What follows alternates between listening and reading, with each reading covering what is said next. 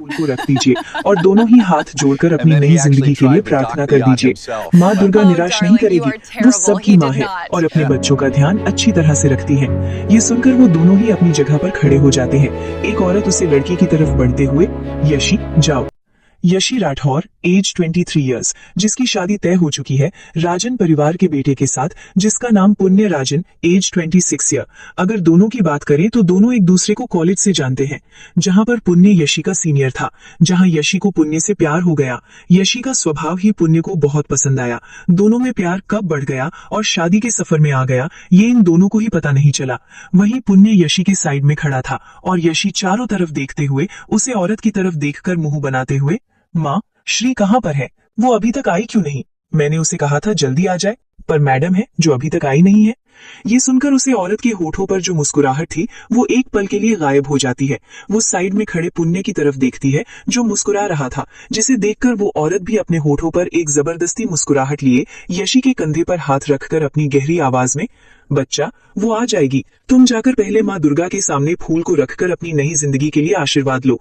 वैसे भी कुछ कामों के लिए ऐसे इंसान को नहीं लिया जाता है जो अपशुगनी हो। मेरी बेटी की जिंदगी में खुशी चाहती हूँ, दर्द नहीं। कहते हुए वो औरत मुस्कुरा देती है, पर वहीं यशी ये सुनकर अपनी आंखें बंद करके गहरी सांस लेती है। उसकी आंखों में हल्की हल्की नाराजगी और गुस्सा थी। वो कुछ बोलना तो चाहती थी, पर पुण्य यशी के कंधे पर हाथ रखकर अपने होठों पर एक मुस्कुराहट लिए, आ जाएगी श्री, वैसे भी तुम्हें लगता है वो तुम्हें छोड़कर कहीं जा सकती है? कुछ काम होगा, इसी वजह से वो कहीं गई होगी। वैसे भी पापा बुला रहे हैं, वो गुस्सा हो जाएंगे। कहते कहते वो सामने अपने पापा की तरफ इशारा करता है और वहीं यशी ये सुनकर अपना सर हिला देती है। वो कुछ कहती नहीं है और पुण्य के साथ चली जाती है। उन दोनों के जाते ही एक आदमी वहां पर खड़ा होकर उसे औरत की तरफ देखकर अपने होठों पर एक मुस्कुराहट लिए अपनी आवाज में गुस्सा लिए, जानवी ये क्या हरकत है? आखिर तुम करना क्या चाहती हो उसे बच्चों के साथ? तुम्हारे अंदर थोड़ी भी इंसानियत नहीं है?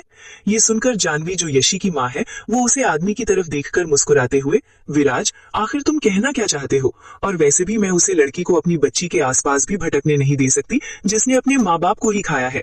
तुमने उसे अपशुगनी लड़की को अपने घर तो लाया है, तब से मेरी बेटी के साथ क्या क्या हो रहा है ये तुम देख सकते हो। शादी में इतनी सारी बाधाएं क्यों आ रही हैं? क्योंकि तुमने उसे मनहूस को अपने घर पर रखा है। वैसे भी मैंने उसे बाहर ही रहने के लिए कहा है।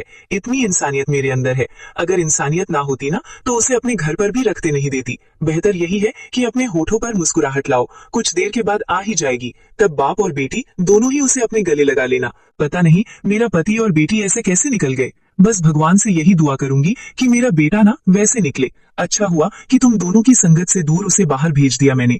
कहते हुए जानवी वहां से चली जाती है और वहीं उसे जाते हुए देखकर विराज गहरी सांस लेकर अपना सर हिलाते हुए मंदिर से बाहर जाने वाले रास्ते की तरफ देखकर अपने चेहरे पर एक उदासी लिए, पता नहीं मेरी बच्ची के साथ आखिर क्या क्या होने वाला है। जानवी कब समझेगी कि इसमें श्री का कोई भी हाथ नहीं है। वो तो इतनी प्यारी और इतनी मासूम है और सबसे ज्यादा हमारे घर में एक लक्ष्मी है। जब से वो आए हैं तब से हमारा बिजनेस से लेकर घर में एक अलग ही रौनक आ गई है। पर जानवी को ये समझे को उसे तो बस अपने मन में जो चल रहा है उसी को ही सच करने के पीछे है। पता नहीं मेरी बच्ची बाहर क्या कर रही होती। कहते कहते विराज गहरी सांस लेते हैं, तभी उनके कंधे पर कोई हाथ रखता है, जिससे वो पीछे मुड़कर देखते हैं तो वहां पर अभिमन्यु राजन जो पुण्य के पिता हैं, उन्हें देखकर विराज अपने होठों पर एक मुस्कुराहट लिए, अब शादी की तारीख निकालनी होगी। सब कुछ बहुत अच्छा हुआ है, खुशी इस बात की है कि मेरी बेटी आपके घर जा रही है। ये सुनकर अभिमन्यु राजन विराज के कंधे पर हाथ रखकर, विराज हम दोनों दोस्त भी हैं, भूलो मत, और तुम कहोगे तो बहुत अच्छा लगेगा। वैसे श्री दिख नहीं रही है कहाँ पर? उसे बच्ची को हम देखना चाहते हैं, बहुत प्यारी है। अगर हमारा दूसरा बेटा होता तो हम श्री की कोई भी परेशानी नहीं होती, हम तो उसको अपनी बहू बना ही लेते। वैसे भी पूरे परिवार को श्री बहुत पसंद आई है। ये सुनकर विराज भी मुस्कुराते हुए, ये तो सच कहा, मेरी बच्ची है ही इतनी प्यारी, जहां पर भी जाए वहां पर खुशियां खुद ब खुद आ जाती हैं। वैसे वो बाहर है, आ ही जाएगी। कहते कहते वो मुस्कुरा देते हैं। अभिमन्यु इस पर अपना सर हिला देते हैं। अगर राजन परिवार की बात करें तो राजन परिवार में सबसे बड़े हैं अभिमन्यु के पापा पृथ्वी राजन और उनकी पत्नी कौशल्या। वहीं पृथ्वी और कौशल्या के दो बेटे, जिसमें से अभिमन्यु उनका बेटा है और वहीं दूसरा बेटा जिसे पृथ्वी ने अडॉप्ट किया है, अभिमन्यु और उनकी पत्नी देवीना राजन। और वहीं बात करें राठौर परिवार की तो विराज राठौर और उनकी पत्नी जानवी राठौर और उनकी दो बेटियां जैसे यशी राठौर और अडॉप्टेड बेटी श्री राठौर। श्री की माँ और विराज दोनों ही फैमिली फ्रेंड्स रहे हैं, पर श्री के जाने के बाद विराज ने श्री की पूरी जिम्मेदारी खुद ले ली थी। इसमें उनकी बेटी और उनका बेटा तो साथ दे रहा था, पर जानवी को श्री बिल्कुल भी पसंद नहीं है। फिर भी श्री हमेशा खुश रहती है। वो हमेशा ही जानवी को खुश करने के बहुत सारे रास्ते ढूंढती है, जिससे उसे माँ का प्यार मिले, पर हमेशा ही जानवी उसे अपशगुन कहकर भड़क जाती है, जिससे श्री को बहुत ज्यादा उदासी महसूस होती है। पर अपनी उदासी वो कभी भी अपने चेहरे पर नहीं लाती है। मंदिर में पुण्य और यशी दोनों ही माँ दुर्गा के सामने हाथ जोड़े हुए अपनी आंखें बंद किए हुए खड़े थे। उन दोनों को सभी परिवार देख रहे थे। तभी पृथ्वी कुछ सोचते हुए विराज की तरफ देखकर, विराज बेटा, मैंने अभी तक श्री नहीं देखी है कहाँ पर हो? कहते हुए पृथ्वी मुस्कुरा देते हैं और वहीं उसकी बात को सुनकर विराज अपना तिरछी नजरों से जानवी को देखता है, जिसके चेहरे पर बिल्कुल भी खुशी नहीं थी। वो गहरी सांस लेकर अपने होठों पर मुस्कुराहट लिए, आप तो जानते हैं दादाजी, श्री के पैर कभी भी एक जगह पर रहते नीचे है, गई है, वो आ ही जाएगी।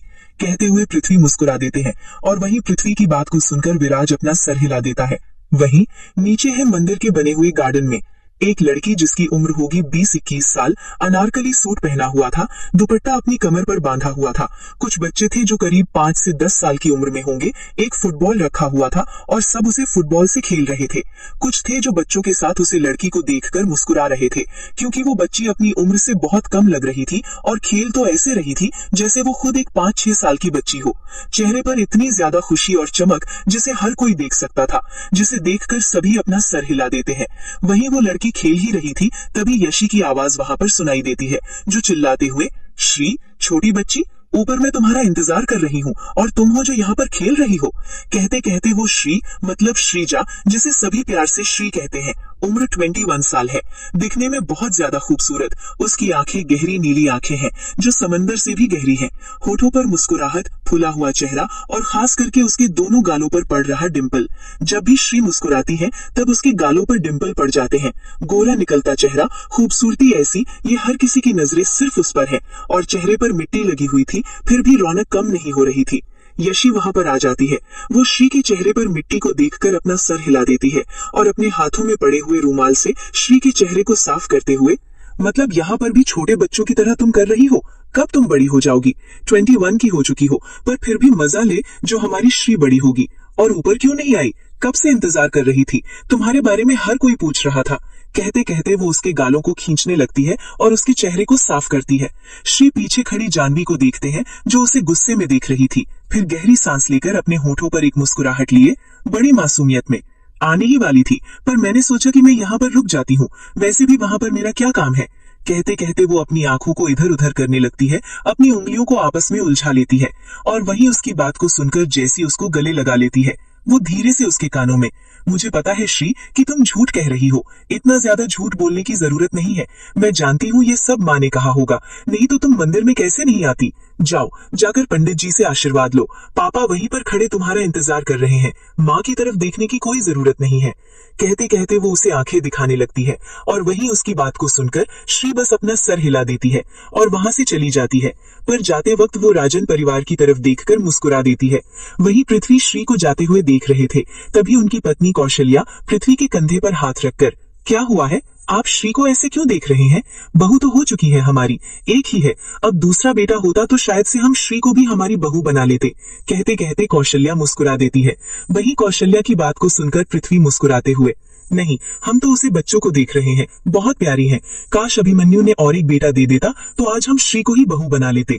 कहते कहते पृथ्वी भी मुस्कुराने देते हैं। वहां पर आ जाता है अभिमन्यु, जिसे देखकर पृथ्वी गहरी सांस लेते हैं। कौशल्या वहां से जा चुकी थी। पृथ्वी कौशल्या के जाते ही अभिमन्यु की तरफ देखकर, क्या वो शादी में आने वाला है या नहीं?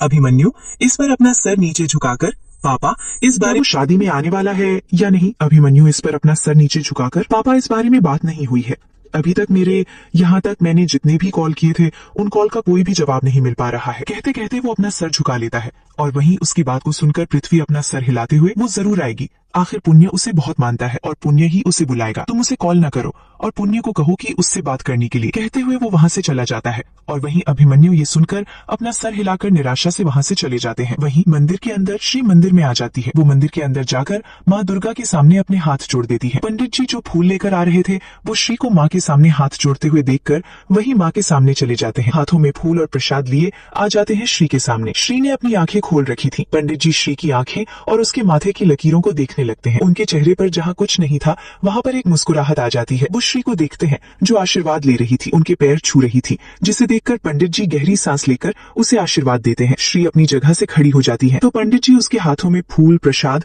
और लाल कलर की चुनरी जो उन्होंने यशी को दी थी वैसी ही एक चुनरी को उसके सर पर ओढ़ते हुए, बहुत कुछ बदलने वाला है, कुछ गहरे जख्म है जो तुम तक किसी ने आने नहीं दिए हैं, पर वक्त के साथ वो जख्म भी तुम्हारे पास आ जाएंगे, मलहम भी मिल जाएगा। माँ दुर्गा कभी किसी को दर्द में नहीं देख सकती और अपनी बच्चों को तो कभी भी नहीं। विवाह योग आ रहा है, किसी की दुनिया में जाने वाली हो, खुश रहो और उसकी दुनिया में अंधेरों को दूर करो। एक तुम ही हो जो रोशनी बनने वाली हो, नहीं तो रास्ते तोड़ दिए हैं उसने। कहते हुए पंडित जी वहाँ से चले जाते हैं। श्री नादान थी, उसे कुछ समझ नहीं आता है। वो पंडित जी की बात पर बस अपना सर हिलाकर एक गहरी सांस लेती है और माँ के सामने फिर से हाथ जोड़कर प्रसाद को खाते हुए चले जाने लगते हैं। तभी उसे मिलती है श्री के सर पर लाल चुनरी को देखकर हैरानी भरी आवाज में, श्री ये क्या है? ये लाल चुनरी क्यों तुमने अपने सर पर रखी है? क्या तुम्हें भी अब शादी करने की इच्छा हो रही है? अगर ऐसा है तो बता दो, पापा से बात कर दूंगी मैं। कहते हुए यशिका पूरे मूड में उसे छेड़ रही थी और वहीं उसके बात को सुनकर श्री छोटे बच्चों की तरह मुंह बनाकर यशी के मुंह में प्रसाद को डालते हुए, तुम्हें नहीं लगता कि तुम कुछ ज्यादा ही कह रहे हो? वैसे भी पंडित जी ने मेरे ऊपर चुनरी को डाला है, मैंने नहीं, और मुझे शादी नहीं करनी है। मैं तो अकेले रहकर बहुत खुश हूँ। चलो आज से तुम्हारी शादी की तैयारी भी करनी है। कहते हुए वो अपने साथ ले जाने लगते हैं तो यशी श्री के कंधे पर अपना सर रखकर, कल शाम को मेरी शादी है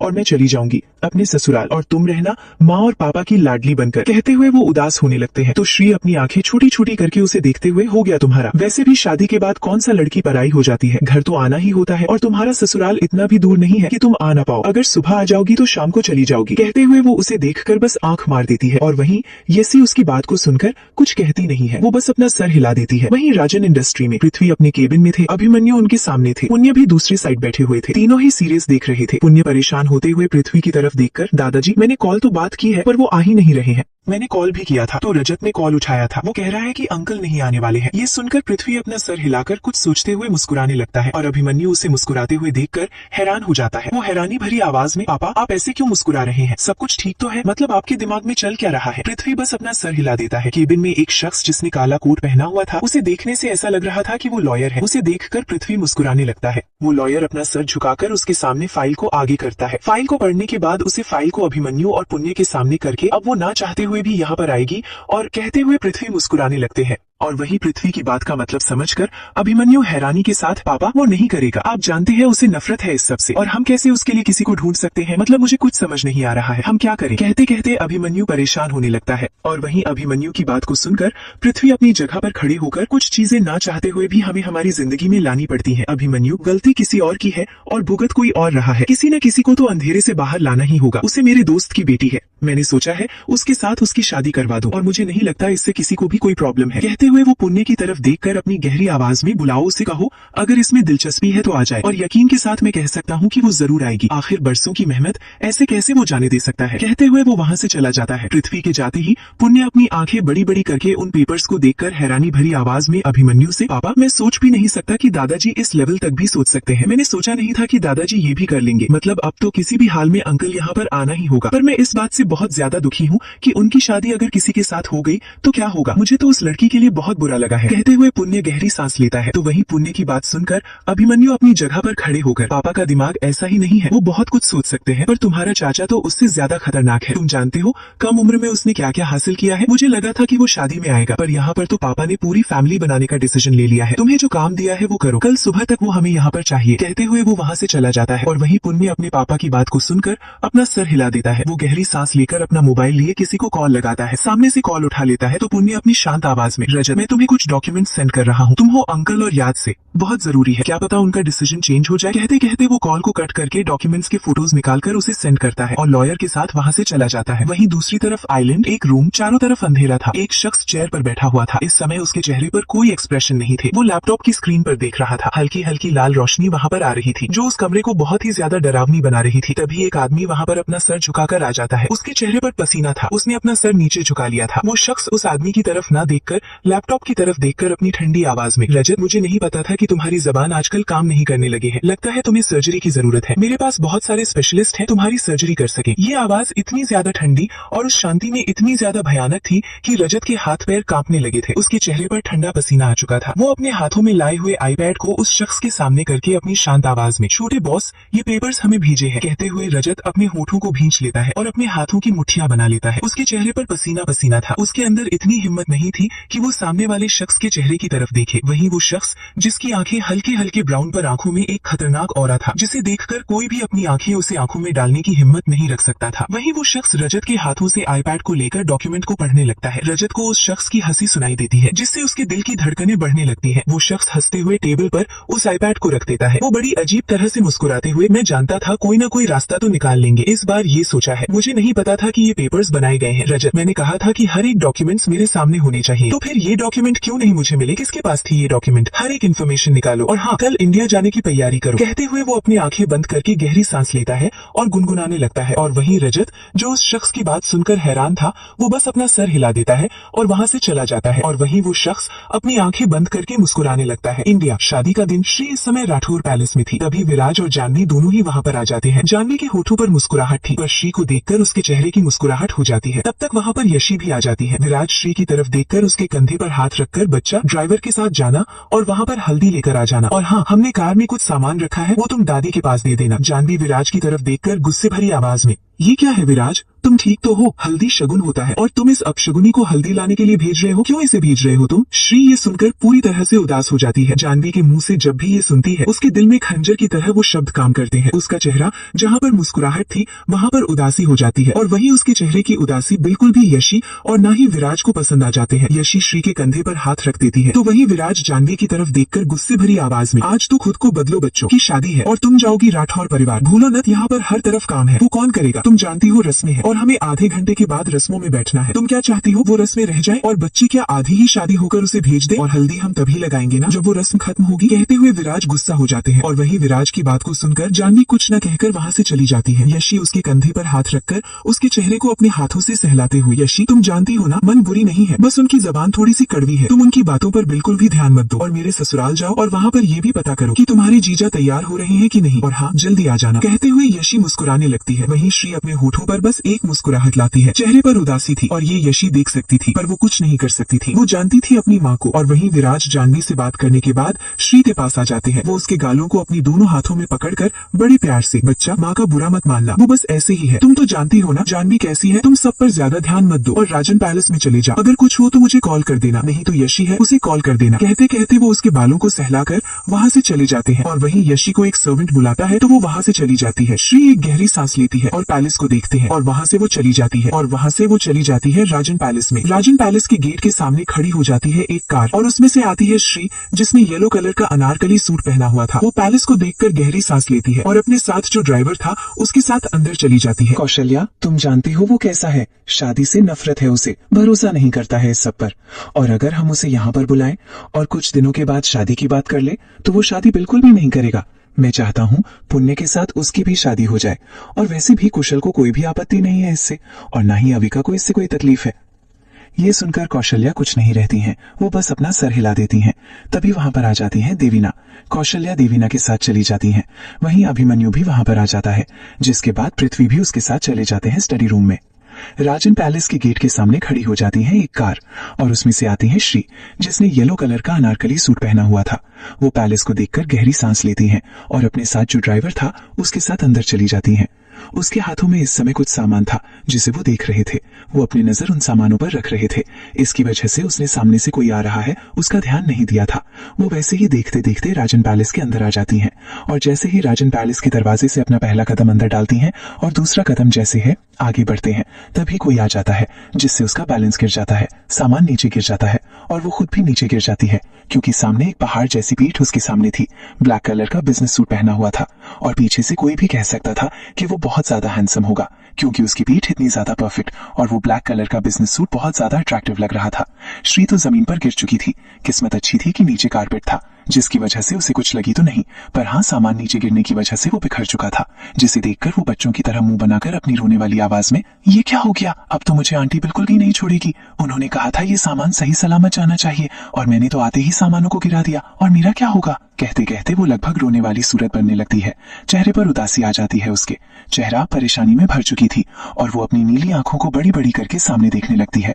वो ध्यान ही नहीं देती है कि सामने वाला शख्स उसे किस तरह गुस्से में देख रहा है।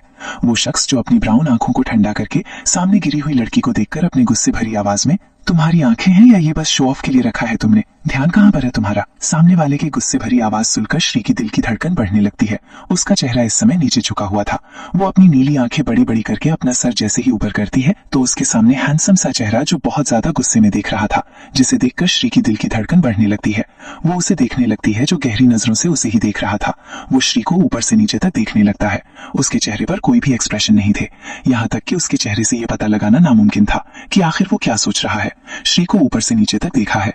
श्री की नीली आंखें जिनमें घबराहट साफ साफ देखी जा सकती थी। उसके चेहरे को देखकर वो गहरी सांस लेकर अपनी शांत मगर डरावनी आवाज में, लगता है जबान तुम्हें दी नहीं है। क्यों, सही कहा ना, या माफी कैसे मांगी जाती है ये तुम्हें सिखाया नहीं गया है। आंखें और दिमाग एक जगह हो तो इंसान गिरता नहीं है, पर तुम्हारे जैसे बेवकूफ लड़की को कौन बताए। कहते हुए वो शख्स अपना सर हिलाकर एक गहरी सांस लेकर वहां से चला जाता है और वहीं श्री उसे शख्स के जो उसे इतना सब कुछ सुनाया उसे उसने कुछ नहीं कहा। वो उसे जाते हुए देखती है पर कुछ कहती नहीं है, क्योंकि उसे भी पता था गलती उसकी ही थी। वो छोटे बच्चों की तरह मुंह बनाने लगती है। उसकी आंखें हल्की हल्की नम हो चुकी थी। वो गहरी सांस लेती है। पता नहीं क्यों उस शख्स की बातें उसे बहुत ज्यादा डर दे रही थी। एक पल के लिए तो श्री उसे देखती रहती है, क्योंकि पहली बार उसने इतना ज्यादा हैंडसम शख्स को देखा था। पर जब उसकी बातें सुनती है तो एक गहरी सांस लेकर अपनी आंखों में आई हुई नमी को पूछते हुए छोटे बच्चों की तरह सारे सामान को समझते कर अपनी गुस्से भरी आवाज में, समझता क्या है खुद को, मान गलती हो गई मेरी, पर इसका मतलब ये तो नहीं ना कि सब कुछ मुझे ही सुनाइए। खुद भी तो पीठ किए हुए खड़ा था। ऐसा नहीं है कि रास्ते से साइड में हो जाता तो क्या होता, पर नहीं, इसे तो बस सुनना चाहिए और खुद की गलती तो उसे दिखेगी नहीं। भगवान ने इतनी अच्छी शक्ल दी है, थोड़ा सा प्यार भी देते तो क्या होता। कड़वा करेला ही है, इससे पूछो अपनी बातों से कैसे किसी को रुलाते हैं।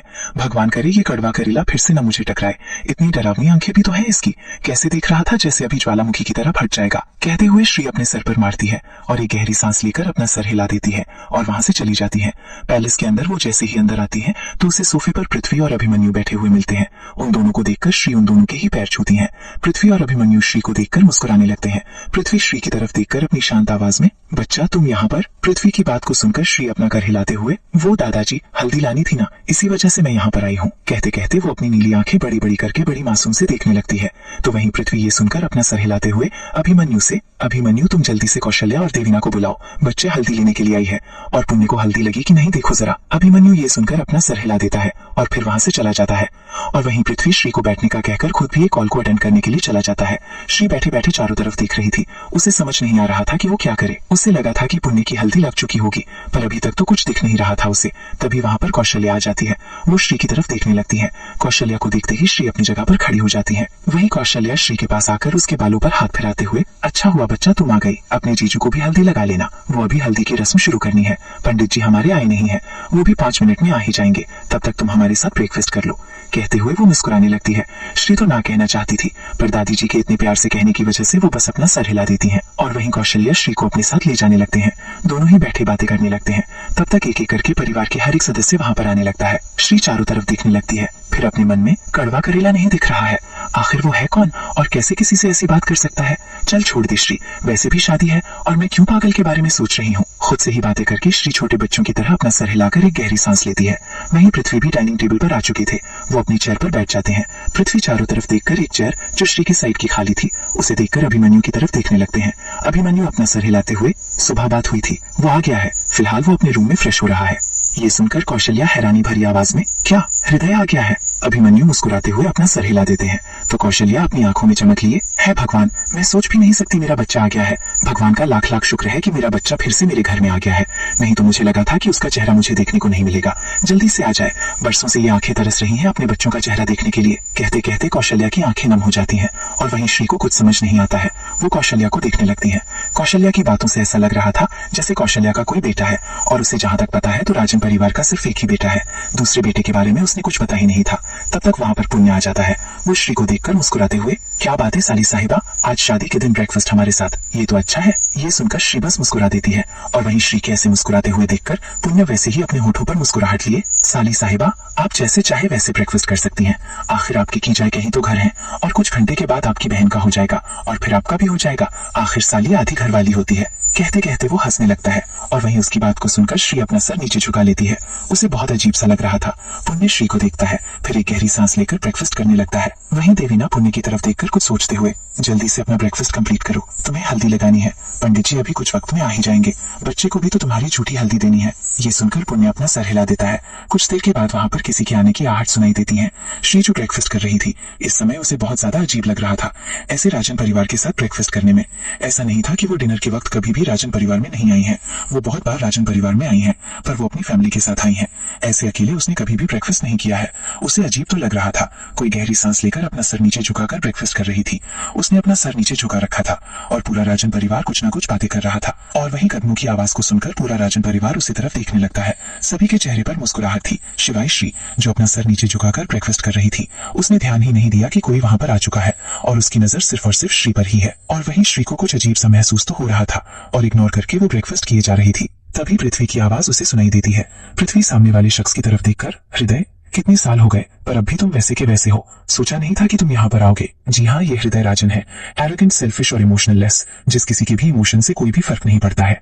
टॉप फन बिजनेसमैन, ऐसा कहा जा सकता है कि बिजनेस इंडस्ट्री पर राज करने वाला रूलर। एज 31, चेहरे से कोई भी उसकी उम्र का अंदाजा नहीं लग सकता। परफेक्ट जॉ लाइन, यहाँ तक कि उसकी बॉडी जो किसी को भी अपनी तरफ अट्रैक्ट करने के लिए काफी है। उसकी प्रेजेंस कोई भी उसे इग्नोर नहीं कर सकता है। डार्क ब्राउन आइज, स्नेहत से ज्यादा अंधेरा, उसकी डार्क प्रेजेंस पूरा राजन परिवार महसूस कर सकता था। हृदय जिसने अपने दोनों हाथ पैंट के पॉकेट में डाले हुए थे, जिससे उसकी महंगी वॉच दिखा रही थी, उसने इस समय ब्लैक कलर की पैंट विद ब्लैक कलर का शर्ट पहना हुआ था। स्लीव्स को ऊपर की ओर मोड़ रखा था। शर्ट के 2 बटन्स खुले थे। चेहरे पर हल्की सी तिरछी मुस्कुराहट। वो अपने दोनों हाथ वैसे ही पैंट के पॉकेट में डाले डाइनिंग टेबल की तरफ अपने कदम को बढ़ाते हुए, नाटक अच्छा है मिस्टर राजन, क्या मुझे पता नहीं है कि आपको पता नहीं था कि मैं यहाँ पर नहीं आने वाला था। इस अनजान बनने की कोई जरूरत नहीं है। पूरा राजन परिवार नॉर्मल था, पर वहीं श्री ये आवाज सुनकर कांपने लगती है। उसकी पूरी बॉडी में रोंगटे खड़े हो चुके थे। ये आवाज बहुत ज्यादा डरावनी थी। वो देख सकती थी कि एक काला परछाई उसके साइड में आकर बैठ गया है, जिससे उसके दिल की धड़कनें बढ़ने लगती हैं। वो अपनी नीली आंखों को तिरछी करके देखती है तो उसकी आंखें बड़ी बड़ी हो जाती हैं, क्योंकि उसके साइड में बैठा हुआ हृदय उसे ही बड़ी अजीब तरह से देख रहा था, जिससे वो जल्दी से सामने देखने लगती है। और वहीं उसके चेहरे के ऐसे रिएक्शन को देखकर हृदय के होठों पर ना दिखने वाली मुस्कुराहट आ जाती है। वो प्लेट को अपनी तरफ करके ब्रेकफास्ट को निकालने लगता है। श्री को हृदय का ऐसा खुद के पास बैठना बहुत ज्यादा डरा रहा था। वो अपनी नजर ऊपर करके राजन परिवार को देखती है, जो नॉर्मल होकर ब्रेकफास्ट कर रहे थे। उसे समझ नहीं आ रहा था कि आखिर उसे इतना क्यों हृदय से डर लग रहा है, एक बेचैनी क्यों होने लगी है। पूरा राजन परिवार तो आपस में बात करते हुए नॉर्मल दिख रहा था, पर उसे क्या हो रहा है, ये सवाल उसके दिमाग में चल रहे थे। अनजाने में ही सही जूस के ग्लास को लेने के लिए अपना हाथ आगे करती हैं। तभी हृदय भी अपना ग्लास को उठाने लगता है, जिससे श्री का हाथ जा लगता है हृदय के हाथों से, और उसे जैसे ही वो टच करती हैं, उसकी दिल की धड़कनें बढ़ने लगती हैं, क्योंकि इन दोनों का स्किन कांटेक्ट हो जाता है, जिससे श्री को बहुत ज्यादा बेचैनी होने लगती है। वो अपना हाथ जल्दी से आगे की ओर ले जाती है और जल्दी के चक्कर में हृदय के ग्लास से उसका हाथ लग जाता है और हृदय का ग्लास नीचे गिर जाता है, जिससे जूस श्री के कपड़ों पर गिर जाता है, जिससे श्री अपनी जगह पर खड़ी होकर अपने सर पर हाथ रखकर, हे भगवान, ये क्या हुआ मेरे साथ, अब मैं क्या करूं, पूरे कपड़े गंदे हो गए, कहते हुए वो बच्चों की तरह रोने वाली शक्ल बनने लगती है। बहुत ज्यादा क्यूट लग रही थी, पर वहीं उसके परेशान भरे चेहरे को हृदय देवीना इस पर अपना सर हिलाकर श्री के पास आ जाती है, जिसका चेहरा पूरी तरह से उदासी से भर चुका था। देवीना उसके बालों को सहलाकर उसके गालों पर अपना एक हाथ रखकर, बच्चा, कपड़े ही तो हैं, मैं तुम्हें मेरी कोई कपड़े दे दूंगी, परेशान होने की जरूरत नहीं है, और ये तुम्हारा मुरझाया हुआ चेहरा बिल्कुल भी अच्छा नहीं लगता है, चलो मेरे साथ। श्री बस अपना सर हिला देती है। वो अपनी नीली आंखों को बड़े बड़े करके बच्चों की तरह मुंह बनाने लगती है, और वहीं हृदय श्री के चेहरे को देखा है। वो उसे ऊपर से नीचे तक देखने लगता है, और ये श्री महसूस कर सकती थी। उसकी नजरों को वो इग्नोर नहीं कर पा रही थी। उसकी नजर इतनी ज्यादा उसे इफेक्ट करने लगी थी। वो बिना कुछ देवीना के पीछे पीछे जाने लगते हैं। वहीं सभी ब्रेकफास्ट कर रहे थे। तभी दादाजी कुछ कहते हैं, जिससे हृदय की तिरछी नजरें श्री की पीठ से हटकर पृथ्वी की तरफ चली जाती है। पृथ्वी हृदय की तरफ देखकर अपनी शांत आवाज में, मुझे पता है तुम्हारे डिसीजंस कोई बदलता नहीं है, पर अब हम चाहते हैं कि तुम अपना डिसीजन बदलो और अपनी जिंदगी में किसी को लेकर आओ। दोपहर को मैंने तुम्हारी एंगेजमेंट रखी है, शाम को तुम्हारी शादी है, सारी तैयारी हो चुकी है, और मैं जानता हूँ कि तुम शादी के लिए ना बिल्कुल भी नहीं कहोगे। कहते हुए वो उसे देखने लगते हैं, और वहीं उनकी बात को सुनकर कौशल्या पृथ्वी की तरफ देखकर, ये क्या कर रहे हैं? बच्चे को आए हुए एक दिन भी नहीं हुआ और आप एंगेजमेंट और शादी करवा रहे हो। पहले उन दोनों को एक दूसरे से मिलवाने तो देते। ऐसे हम कैसे उसकी शादी? पृथ्वी कौशल्या की बातों को बीच में रोकते हुए, उम्र हो चुकी है, तुम अच्छे से जानती हो कौशल्या, कुछ चीजों के लिए जल्दबाजी ही की जाती है और उसी में से ये शादी है। शादी के बाद ये दूसरे को जान लेंगे। मैं नहीं चाहता कि तुम्हारे लाडले को और एक कोई मौका मिले। ये शादी होकर ही रहेगी और मैं जानता हूँ हृदय ये शादी करेगा। कहते हुए वो हृदय की तरफ देखने लगते हैं। हृदय गहरी सांस लेकर अपनी जगह पर खड़ा होकर बिना किसी एक्सप्रेशन के साथ, सब कुछ पता है तो बताने की क्या जरूरत है? आया हूं तो जरूर आपकी मन की करूंगा। और एक बात आप अच्छे से जानते हैं कि हृदय राजन को अपने मन की करना भी बहुत ज्यादा पसंद है। शादी होगी और जरूर होगी। पर कहते हुए वो बड़ी अजीब तरह से मुस्कुराते हुए वहां से जाने लगता है। और वहीं हृदय की बात सुनकर कौशल्या हैरान हो जाती हैं। वो अभिमन्यु और पृथ्वी को देखने लगती हैं। वो दोनों ही हृदय को जाते हुए देख रहे थे। अभिमन्यु हृदय की बातों का मतलब ना समझकर पृथ्वी की तरफ देखते हुए, पापा, आखिर हृदय कहना क्या चाहता है? शादी के लिए हाँ कहा है, पर वो क्या करेगा? पृथ्वी अभिमन्यु की बात को सुनकर अपनी जगह पर खड़े होते हुए गहरी सांस लेकर, जो भी करे बस शादी कर ले। एक ही रास्ता है उसे यहाँ पर रोकने का, और वो रास्ता मैं किसी भी हाल में जाने नहीं दे सकता। एंगेजमेंट की तैयारी करो और राठौर परिवार को भी बुलाओ, जिसे कहूँ कि शादी 2 होने वाली है। कहते हुए वो सांस लेकर वहां से चले जाते हैं। परिवार में से कोई कुछ नहीं कहता है। पुण्या ये सुनकर जल्दी से यशी को कॉल लगा लेता है। कुछ देर की बातों के बाद वो जब अपने कमरे की तरफ बढ़ने ही लगता है, तभी वो श्री को देखता है, जिसने लाल कलर की एम्ब्रॉयडरी वाली साड़ी पहनी हुई थी, जिसका ब्लाउज डिजाइनर था। वो साड़ी बहुत ही ज्यादा खूबसूरत लग रही थी। श्री, उसका गोरा निकलता चेहरा उसमें बहुत ज्यादा खूबसूरत लग रहा था।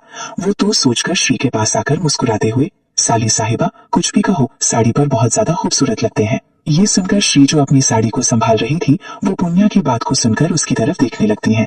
पुण्या का ऐसा खुद का तारीफ करना उसे बहुत ज्यादा शर्मा रहा था, और वहीं उसे ऐसे शर्माते हुए देखकर पुण्या मुस्कुराते हुए, वैसे मैं क्या सोच रहा हूँ कि साली साहिबा, आप यहीं पर रहिए, क्योंकि दोपहर में आपका परिवार आ जाएगा। श्री ये सुनते ही अपनी नीली आंखें बड़ी बड़ी करके, क्या मैं कोई गलती की है क्या? कुछ हुआ है? कहते हुए वो घबराने लगती हैं। और वहीं उसे ऐसे घबराते हुए देखकर पुण्या हंसते हुए, कितना घबराती हो साली साहिबा? मतलब इतना यशी भी नहीं घबराती होगी उतना आप घबरा रहे हो। आपने कुछ भी नहीं किया है। ये सुनकर श्री वैसे ही अपनी आंखें बड़ी बड़ी करके उसे मासूमियत से देखने लगती है। तो पुण्या एक गहरी सांस लेकर मुस्कुराते हुए, परेशान होने की जरूरत नहीं है। वो मेरे अंकल की एंगेजमेंट है, वो भी आज दोपहर को, और शाम को उनकी शादी है। अंकल सुनकर श्री ना समझी में उसे देखने लगती है। वो अपनी नीली आंखें वैसे ही बड़ी बड़ी करके, आपके अंकल? पर अंकल को तो कोई भाई नहीं था। तो फिर? पुण्या श्री की बातों को बीच में रोकते हुए, किसने कहा पापा को कोई भाई नहीं है? आपकी साइड में बैठा थे, वहाँ वो शख्स मेरे अंकल हृदय राजन है। ये बात अलग है, वो हमारे साथ नहीं रहते हैं, पर अब वो हमारे साथ ही रहेंगे। पुण्या की बात सुनकर श्री को एक झटका लगा था। उसे उसकी एंगेजमेंट नहीं बल्कि अंकल कहने से, मतलब जहां तक वो उसे शख्स को देखा था, मतलब हृदय को, वो बिल्कुल भी बुरा नहीं लग रहा था। वो अपनी आंखें बड़ी बड़ी करके अपनी हैरानी भरी आवाज में, क्या वो आपके अंकल है? पर लगता तो नहीं है। श्री को इतना ज्यादा हैरान देखकर पुण्या हंसते हुए, लगता तो वो नहीं है, बल्कि वो मेरे बड़े भाई लगते हैं, पर क्या कर सकते हैं, मेरे अंकल ही हैं। एक काम कीजिए, वैसे भी आप तैयार तो हो चुकी हैं, क्यों ना आप यहीं पर रह जाइए। ये सुनकर श्री को कुछ समझ नहीं आता है। वो अपनी नीली आंखें बड़ी बड़ी करके, पर हल्दी तो देनी है ना? और श्री इससे कुछ आगे कुछ कह पाती उससे पहले ही वहां पर देवीना आ जाती है। वो श्री के कंधे पर हाथ रखकर, बच्चा परेशान मत हो, मैं समधी जी से बात की है, उन्होंने ही कहा है कुछ मदद हो तो श्री को वहां पर रोक सकते हैं, और एंगेजमेंट है, थोड़ी सी तो मदद चाहिए। अगर मेरी कोई बेटी होती तो परेशानी नहीं होती, पर अब मेरी कोई बेटी ही नहीं है, तो बेटी की जगह पूरी करने के लिए तुम तो हो। वैसे भी मैंने हल्दी ड्राइवर के हाथों से भेज दी है। ये सुनकर श्री अपना सर हिला देती है और देवीना के साथ चली जाती है। वहीं पुण्या भी चला जाता है अपने कमरे में, इस बात से अनजान कि कोई 2 जोड़ी आंखें श्री को ही देख रही थी। उसकी साड़ी में खुली कमर को देखकर उसकी नजरें तो मानो वहीं पर ही जम चुकी थी। श्री इस समय देवीना से बात कर रही थी। उसे अपने ऊपर किसी की नजरें महसूस हो रही थी। वो इस समय हाल में थी और कुछ फूलों को अपने हाथों में लिए सर्वेंट को कुछ बता रही थी। वो 2-3 बार उन नजरों को इग्नोर करने लगती है, पर वो नजर बहुत ज्यादा गहरी थी। सर्वेंट वहां से चले जाते हैं, तब श्री अपनी नजरें ऊपर फर्स्ट फ्लोर पर करती है, जहां पर उसे हृदय दिखता है। हवा आने की वजह से उसके खुले बाल उसके चेहरे पर आ रहे थे, जिससे हृदय का हल्का हल्का चेहरा उसकी आंखों के सामने था। वो अपनी नीली आंखों के सामने अपने बालों को कान के पीछे करके हृदय को देखती है, जो उसे ही बिना किसी इमोशंस के साथ दोनों हाथ रेलिंग पर लगाए उसे ही देख रहा था। उसे ऐसे देखने भर से ही श्री के दिल की धड़कनें बढ़ने लगती हैं। कौशल्या की आवाज जब श्री के कानों में आती है तब जाकर वो हृदय से अपनी नजरें हटाकर जल्दी से वहां से भागने लगती है और उसे ऐसे भागते हुए देखकर हृदय के होठों के कोने ऊपर की ओर हो जाते हैं। वो कुछ सोचकर वहां से चला जाता है। वहीं दोपहर का वक्त हो जाता है। एंगेजमेंट होने वाली थी जिसकी वजह से बहुत सारे लोग वहां पर आए हुए थे। सभी को हैरानी हो चुकी थी एंगेजमेंट का सुनकर। आखिर उन सभी को सुबह जब राजन परिवार से इनविटेशन आया तब सभी हैरान हो चुके थे। फिर भी बहुत सारे लोग आए थे। आखिर राजन परिवार से जो इनविटेशन आया है, और सबसे हैरानी वाली बात ये थी कि हृदय राजन की एंगेजमेंट के लिए उन्हें बुलाया गया था, जिसे देखने के लिए हर कोई वहां पर मौजूद था। विराज और जानवी दोनों ही आ गए थे, पर यशी बिल्कुल भी नहीं आई थी क्योंकि रिवाज था कि एक बार लड़की को हल्दी लगे तो उसे घर से बाहर नहीं निकाला जाता है। जानवी चारों तरफ देखते हुए विराज से, पता नहीं तुम्हारी लाडली कहाँ पर है, कुछ काम किया है या नहीं, ऐसे ही यहाँ पर घूम रही है, कहते कहते गहरी सांस लेती है। तो वहीं विराज अपनी बीवी की बात को सुनकर एक गहरी सांस लेते हुए, जानवी समधन जी के घर पर हो, थोड़ा तो सोच समझ कर बोला करो। इतने सारे मेहमान हैं और बहुत सारे लोग हैं जिन्हें पता है कि शादी होने वाली है हमारी बेटी के इस घर में। बेहतर यही है कि अपना मुंह बंद करो और जाकर समधी जी से मिलो, तब तक मैं राजन परिवार से मिलता है। कहते कहते वो उसे आंखें दिखाने लगते हैं और वहीं जानवी भी बिना कुछ बोले वहां से चले जाती है। वहीं श्री कौशल्या के सामने अंगूठी जो रस्म थी उसे प्लेट को सजाने लगती है। 2 अंगूठी एक प्लेट में रखी हुई थी जो डायमंड की बनी हुई थी। उसे अंगूठी को फूलों से सजने लगती है। तब तक वहां पर देवीना और जानवी दोनों ही वहां पर आ जाते हैं। जानवी को देखकर श्री मुस्कुरा देती है, पर जानवी उसे देखकर इग्नोर करके कौशल्या के गले लगाती है। कौशल्या उसके बालों को सहलाते हुए, जानवी तुमने तो सच में अपने घर में हीरा छुपा कर रखा है श्री को। हमने यहाँ पर रखा था, सोचा था कि हाथ पटाएगी, पर उसने तो सारा काम कर दिया। हम दोनों को ज्यादा परेशानी उठानी ही नहीं पड़ी। सच में बहुत प्यारी बच्ची है, जिसके भी घर जाएगी खुशियां ही लेगी, कहते हुए मुस्कुराने लगती है। वहीं श्री की तारीफ सुनकर जानवी का चेहरा फीका तो पड़ जाता है, पर फिर भी वो मुस्कुरा देती है। वहीं देवीना कुछ सोचते हुए श्री की तरफ देखकर, बच्चा तुम जाकर पुन्या को बुलाओगी और हाँ अंकल को कहना आंटी ने बुलाया है। श्री सुनकर अपना सर हिला देती है और वहां से चली जाती है। जानवी श्री को रोकना तो चाहती थी, पर सभी वहां पर मौजूद होने की वजह से वो श्री को बिल्कुल भी नहीं रोकती। श्री वहां से चली जाती है और जानवी श्री को जाते हुए देखने लगती है। श्री पुन्या का 2nd फ्लोर पर जो कमरा था वहां पर चली जाती है। उसे पुन्या कहीं पर भी नहीं दिखता है। कमरे के अंदर न जाकर वो दरवाजे पर ही खड़ी होकर पुन्या को बुलाने लगती है। तभी एक सर्वेंट जाकर उसे बताता है कि पुन्या जा चुका है, जिससे वो अपना सर हिला देती है और वहां से नीचे सीढ़ियों की तरफ बढ़ने लगती है। वो जा ही रही थी कि तभी साड़ी में से उसका पैर अटक जाता है और वो अपना बैलेंस बिगाड़ देती है, जिससे वो जमीन पर गिरने ही वाली थी। ये महसूस करके श्री अपनी आंखें कस के बंद कर लेती है। तभी उसकी कमर पर उसे किसी के ठंडे हाथ महसूस होते हैं और गर्दन पर गर्म सांसें, जिसे महसूस करके उसके दिल की धड़कनें बढ़ने लगती हैं। जानी पहचानी फ्रेग्रेंस को स्मेल करके उसकी आंखें जल्दी से खुल जाती हैं और उसकी नीली आंखें हैरानी से बड़ी बड़ी हो जाती है, क्योंकि सामने हृदय ब्लैक कलर का बिजनेस सूट पहने हुए उसे अपनी बाहों में पकड़े हुए था। हृदय श्री की नीली आंखों में देखते हुए, बेवकूफी की भी कोई हद होती है, पर शायद तुम्हें पता नहीं है, हर वक्त गिरना तुम्हें बहुत ज्यादा अच्छा लगता है, कहते हुए वो उसे खड़ा करके अपनी तरफ कर देता है। इस वक्त भी उसका हाथ उसकी कमर पर था। श्री उसके हाथों को अपनी कमर पर महसूस करती हैं, तो उसकी दिल की धड़कनें और भी ज्यादा तेजी से रफ्तार करने लगती हैं। उसका चेहरा टमाटर की तरह लाल लाल होने लगता है। एक बेचैनी होने लगती है। वो जल्दी से उसके हाथ को पकड़कर अपनी कमर से हटाते हुए जैसे तैसे करके अपने गले से आवाज निकालकर अपनी नजरें नीचे ठुककर, आप क्या कर रहे हो अंकल? कोई देख लेगा तो गलत समझ लेगा, आप अपना हाथ उठा लेंगे, वो जीजू आ जाएंगे, वो गलत समझ लेंगे। वो इतना ही कह पाई थी कि उसे अपनी कमर पर दर्द महसूस होने लगता है। हृदय जब अपने लिए श्री के मुंह से अंकल सुनता है तो उसकी आंखें पूरी तरह से ठंडी पड़ जाती हैं। वो उसकी कमर को कस के पकड़कर उसकी चिन को पकड़ लेता है और उसे अपनी ओर करके उसकी आंखों में देखते हुए, तुम्हारी हिम्मत कैसे हो सकती है मुझे अंकल बोलने की? क्या मैं तुम्हारा अंकल हूँ? हृदय का उसकी चिन पकड़ने की वजह से उसे दर्द में, आइंदा से अगर तुमने ये गलती फिर से कर दी, इस बार तो तुम्हें छोड़ रहा हूं, पर अगली बार, कहते कहते वो उसे ठंडी आंखों से एक वार्निंग भरे लुक के साथ देखने लगता है और बिना कुछ बोले वहां से जाने लगता है। वही पहले ही कमर दर्द कर रही थी और ऐसा हृदय का जमीन पर फेंकना उसे और भी ज्यादा दर्द कर रहा था। वो अपने आंखों में आई हुई नमी को पूंछ लेती हैं और एक गहरी सांस लेकर अपनी जगह पर खड़ी होकर हृदय को जाते हुए देखकर खुद से ही, आखिर उनकी प्रॉब्लम क्या है? मैंने क्या किया है? पता नहीं मेरे साथ हो क्या रहा है। जब से ये मिला है तब से कुछ ना कुछ बुरा होता ही जा रहा है मेरे साथ। अब मुझे ना इससे दूर ही रहना होगा। पहले मेरी कमर दर्द कर रही हो और ऊपर से ये सब और उसकी बातें। खुद से ही बातें करके श्री की नजर अपनी कमर पर चली जाती है। जैसे ही वो अपनी कमर को देखती हैं, उसकी आंखें फटी की फटी रह जाती हैं। श्री अपनी कमर को देखती हैं, जहां पर हृदय की उंगलियों के निशान साफ साफ दिखे जा सकते थे, जो लाल लाल हो चुके हैं। उन्हें देखकर उसकी आंखें बड़ी बड़ी हो जाती हैं।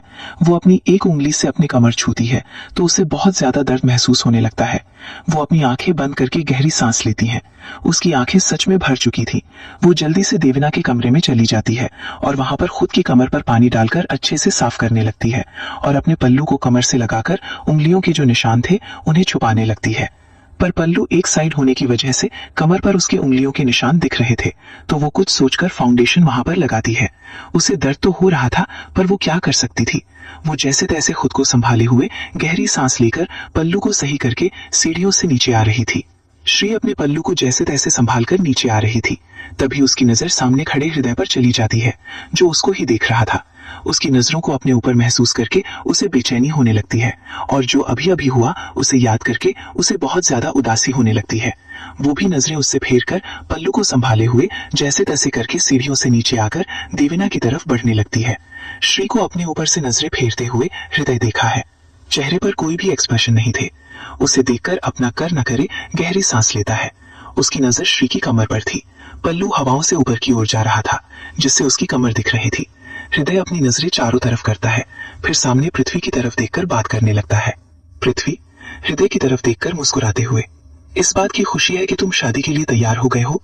पृथ्वी की मुस्कुराहट बता रही थी कि वो कितना ज्यादा खुश है, और वहीं पृथ्वी की मुस्कुराहट को देखकर हृदय कुछ कहता नहीं है। वो बस अपना सर हिला देता है। उसका कुछ न कहना अभिमन्यु को समझ नहीं आ रहा था। वो हृदय को देखा है, जो शांति से सब कुछ सुन रहा था। तभी वहां पर आ जाता है रजत अपने हाथों में मोबाइल लिए। वो हृदय के हाथों में मोबाइल और उसके कान में कुछ कहता है, जिसे सुनकर हृदय उसे मोबाइल को लिए गार्डन की तरफ बढ़ने लगता है। रजत पृथ्वी और अभिमन्यु की तरफ देखकर अपना सर हिला देता है। अभिमन्यु पृथ्वी की तरफ देखकर कुछ सोचते हुए, पापा मुझे एक बात नहीं समझ में आ रही है, आखिर हृदय कुछ कहा क्यों नहीं।